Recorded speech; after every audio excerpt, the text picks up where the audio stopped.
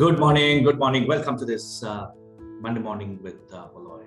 And it's said that marketing has to be consistent. Happy to say that this is our 17th episode of this Monday morning with Moloy.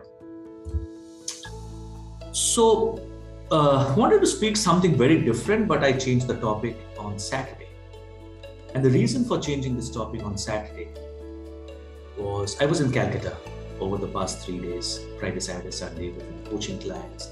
Had a fantastic get-together with a group of successful family-owned businesses, young entrepreneurs, some second gen, some third gen, some first gen. Had a fantastic evening with them on the Saturday. And one question that was asked of me that evening would stay with me.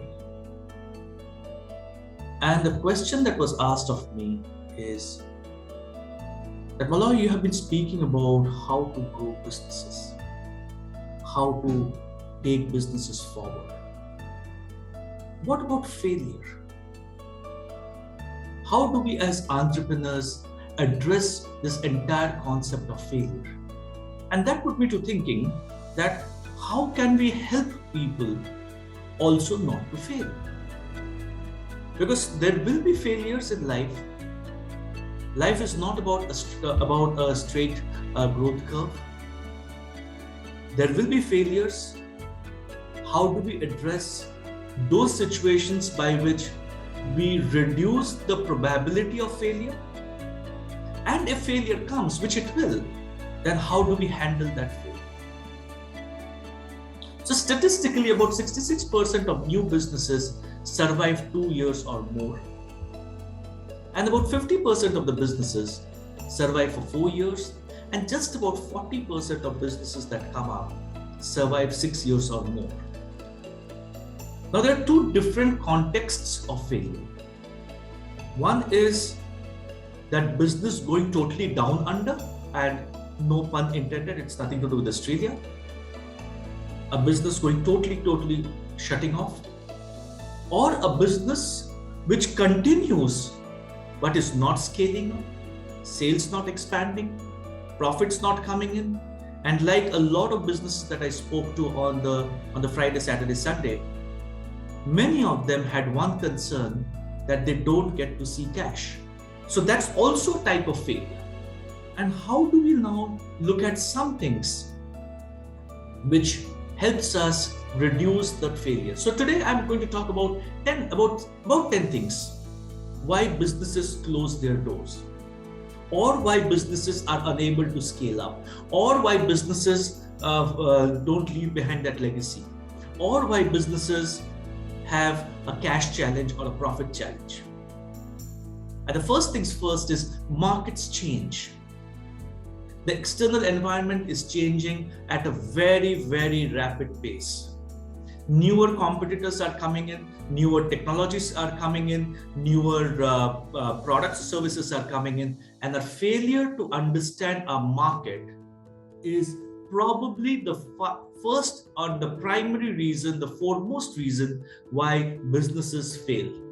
We often ask our clients, where will you play and how will you win?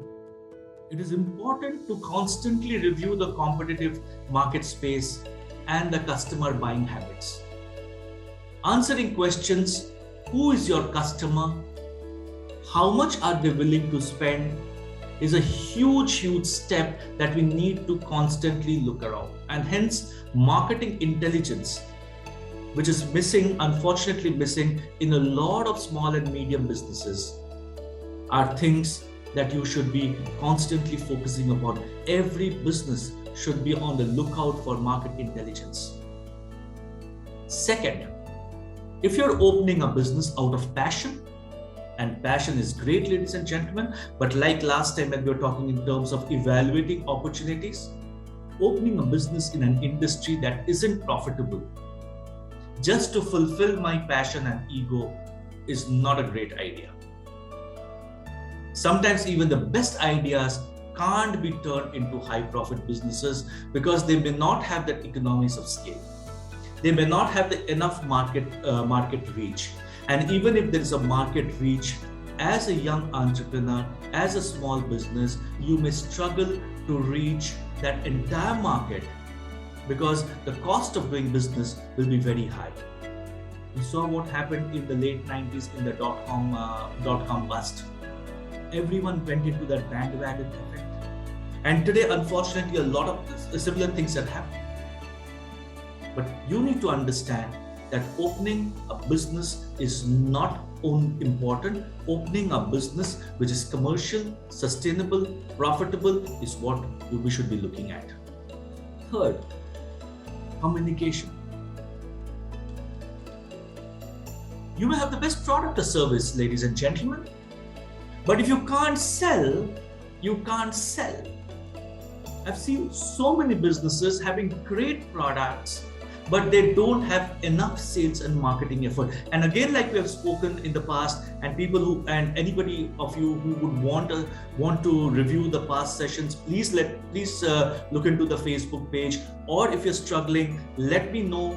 Drop in a message at 98191-22170, and we will send you the links of all the past recordings, and you will hear from them that there is a distinction between marketing and sales. And I hear this all the time from my prospects, from my clients, that my marketing is not generating revenue.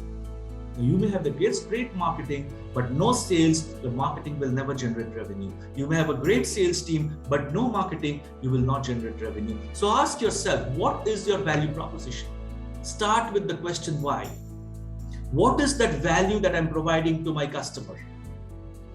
Once you understand it, ask yourself, am I being able to communicate that to my market? Am I being able to communicate that to my customers? And a lot of you who are listening to this program, listening to this Facebook Live, you will tell me, sir, we don't have enough money, enough cash to generate a good marketing effort. Understandable. Don't burn cash unnecessarily. But there are multiple not expensive methods of marketing. And a couple of things that we spoke about with one of my clients in Calcutta on the Saturday is an emailer.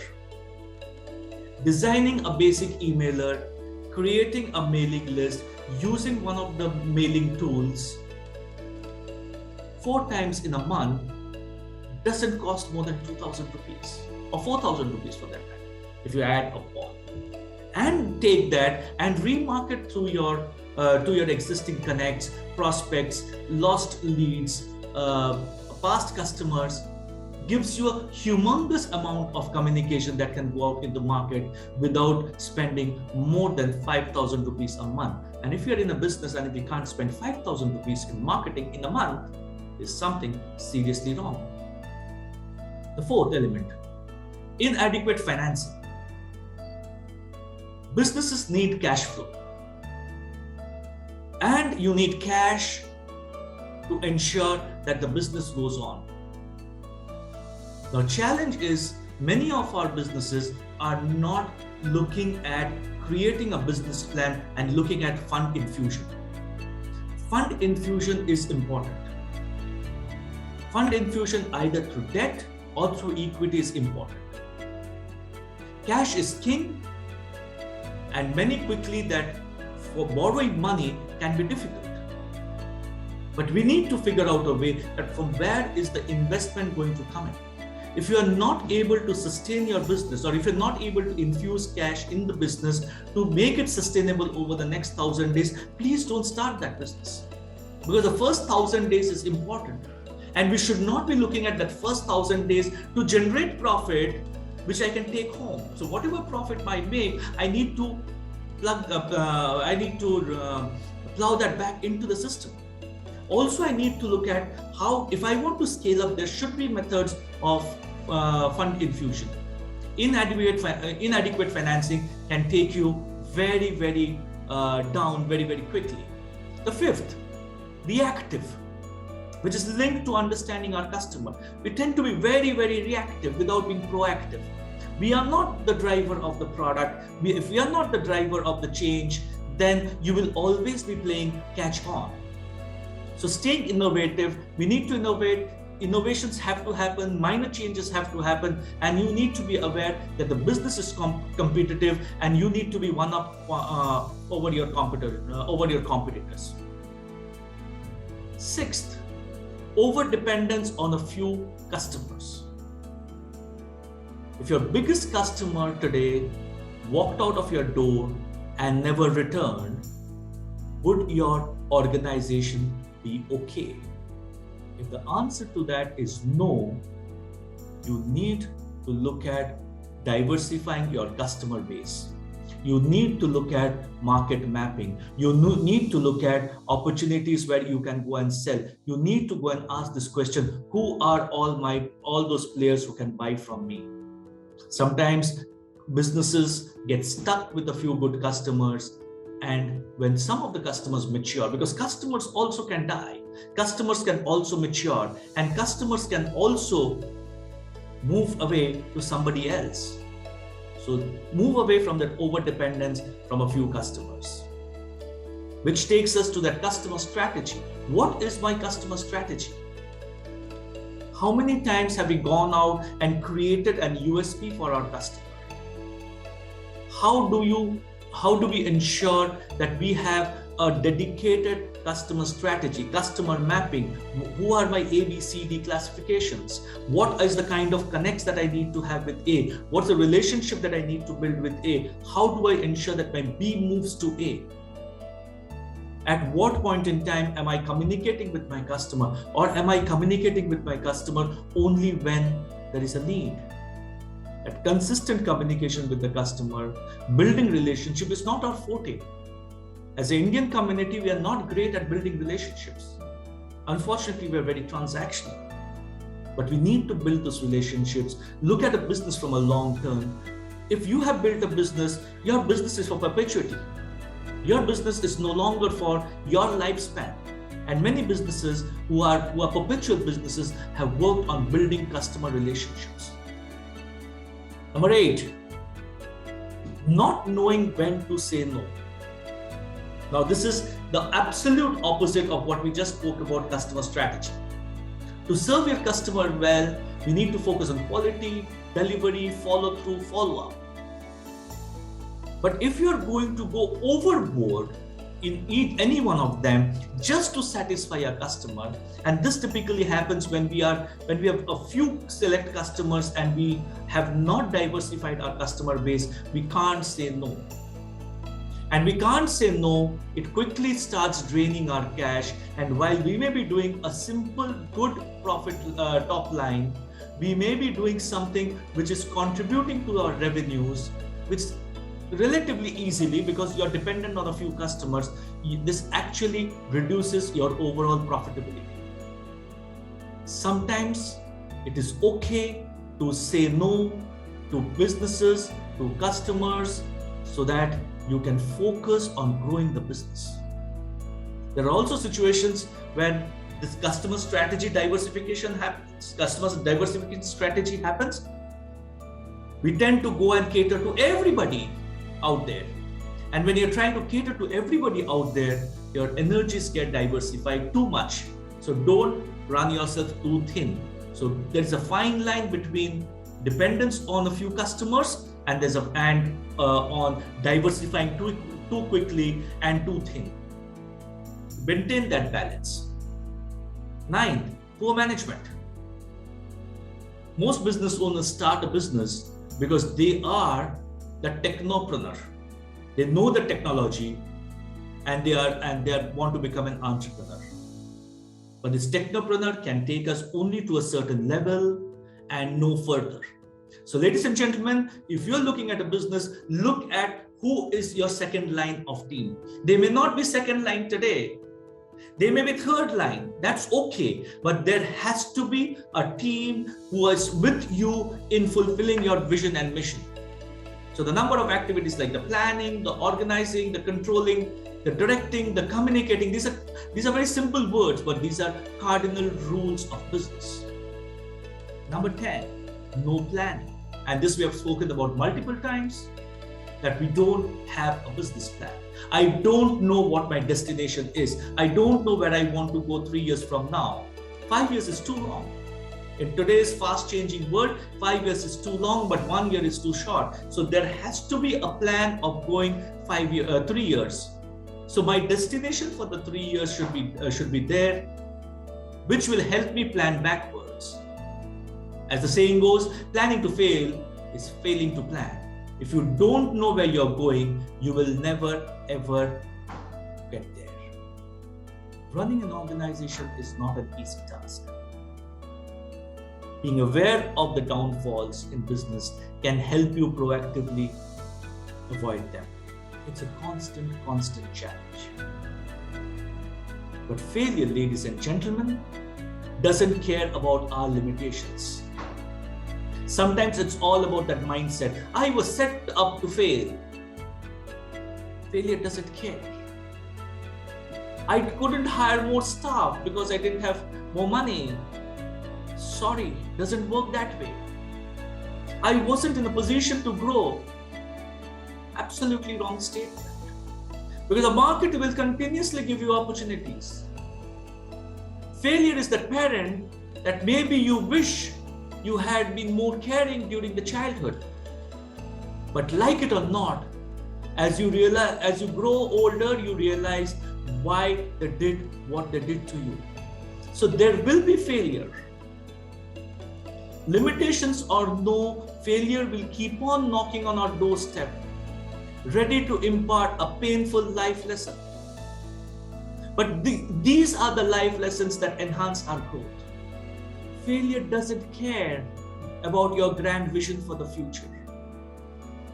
If you had just more time, a little more money, better people, better foresight, I would have been successful. Sorry, it doesn't work that way. The failure can appear at any point in time. There's no specific timeline when failure can come in. It's only a question whether I can see that failure and take corrective measures.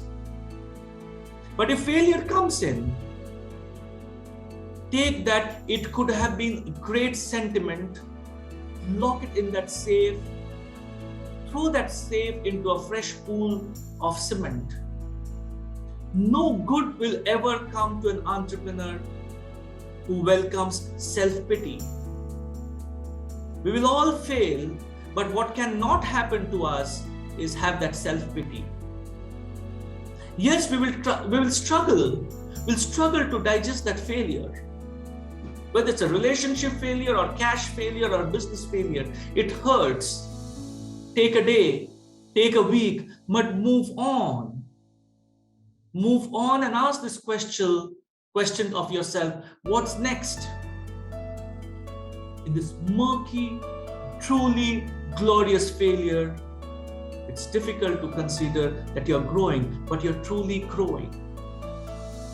You are growing because this knowledge that you're capturing why you fail, the analysis is being stored subconsciously. Your brain will feed it to you.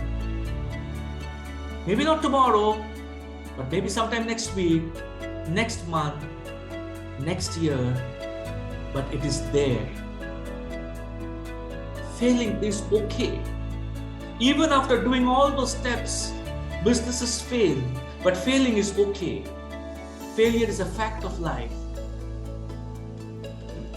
Failure is a fact of life. It is not one thing that you can count on being present in your life, start to finish.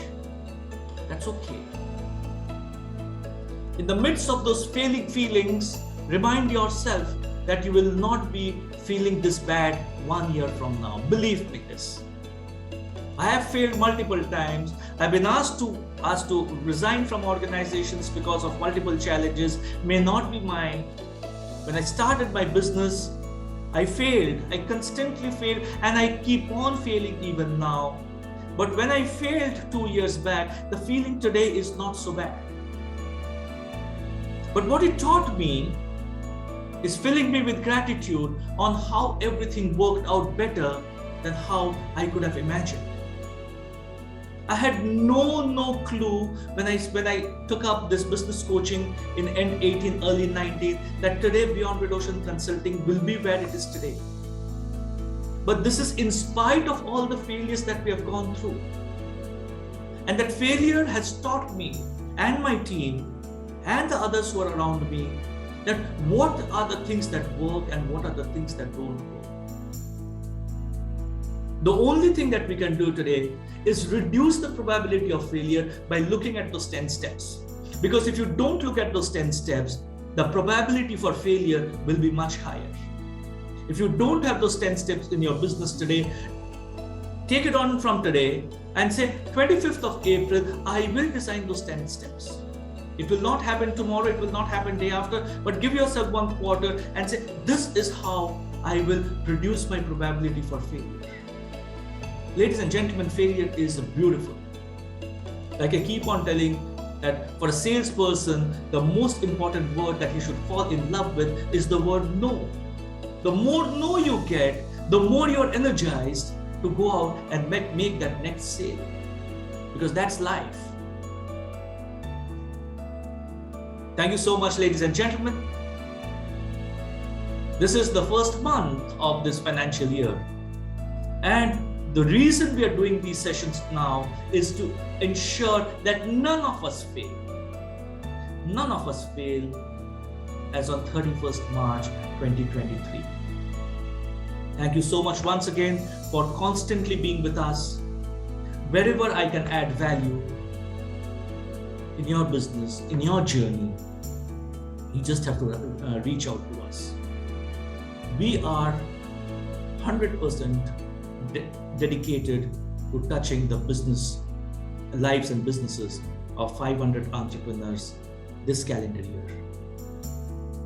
We will do whatever it takes to ensure that businesses scale up, that businesses don't fail. Anywhere I can add value, happy to do that. Have a fantastic end to this month, and I shall see you next month, same place, same time, next Monday, with the next session of Monday Morning with Moloy. Goodbye and a very good morning.